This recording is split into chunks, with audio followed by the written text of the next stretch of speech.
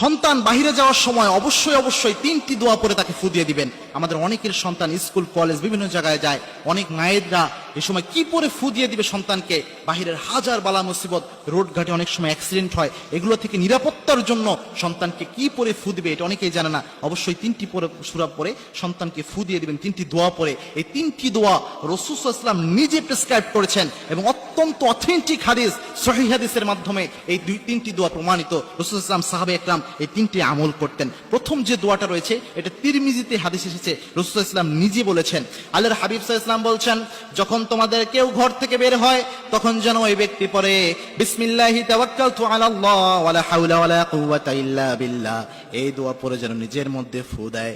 এটা যদি পড়তে পারে ওই ব্যক্তিকে আল্লাহ নিজে হেফাজত করে দেয়। সুবহানাল্লাহ। কোন ব্যক্তি যদি ঘর থেকে বের হওয়ার সময় এই দোয়াটা পড়তে পারে, বিসমিল্লাহি তাওয়াক্কালতু আলাল্লাহ ওয়ালা হাওলা ওয়ালা কুওয়াতা ইল্লা বিল্লাহ, এটা পড়ে নিজের শরীরে ফু দিয়ে দিতে পারে, ওই ব্যক্তিকে আল্লাহ রাব্বুল আলামিন নিজ দায়িত্বে হেফাজত করে। নাম্বার 2 হচ্ছে, যেটা খুবই গুরুত্বপূর্ণ বিষয়, সেটা হচ্ছে আয়াতুল কুরসি। গোটা কোরআনে আল্লাহ রাব্বুল আলামিন যত আয়াত দিয়েছেন, এই সব আয়াতের মধ্যে সবচেয়ে প্রেস্টিজিয়াস যে আয়াতটা, সেটার নাম হচ্ছে আয়াতুল কুরসি। আল্লাহর হাবিব সাল্লাল্লাহু আলাইহি ওয়াসাল্লাম নিজে বলেছেন, আয়াতুল কুরসি যদি কোনো ব্যক্তি পাঠ করে, সকাল বেলায় কোনো ব্যক্তি আয়াতুল কুরসি পাঠ করলে আল্লাহ রাব্বুল আলামিন ওই ব্যক্তির জন্য স্পেশাল ফেরেশতা নিয়োগ করেন। সারা দিন ওই ব্যক্তির পাহারাদার হিসেবে ওই ফেরেশতাকে আল্লাহ নিযুক্ত করে দেয়। সুবহানাল্লাহ। অর্থাৎ ওই ফেরেশতা ওই ব্যক্তির প্রোটেকশনের দায়িত্ব আল্লাহ রাব্বুল আলামিনের পক্ষ থেকে নিয়ে নেয়। সুতরাং আয়াতুল কুরসি খুবই গুরুত্বপূর্ণ বিষয়, এবং একজন মুমিন হিসেবে, অ্যাজ এ মুমিন, অ্যাজ এ মুসলিম, আয়াতুল কুরসি সবচেয়ে বড় অস্ত্রের মধ্যে একটি অস্ত্র আয়াতুল কুরসি। এটা সবার জানা উচিত। 2 নম্বরে যেটা পড়বেন সেটা হচ্ছে আয়াতুল কুরসি। নাম্বার 3 যে দোয়াটা পড়বেন, এটা আবু দাউদ শরীফে হাদিস এসেছে, 3 বার সকালে পড়তে হবে, 3 বার সন্ধ্যায় পড়তে হবে। রাসূল সাল্লাল্লাহু আলাইহি ওয়াসাল্লাম নিজে নিজের শরীরে এটা পরে ফু দিতেন।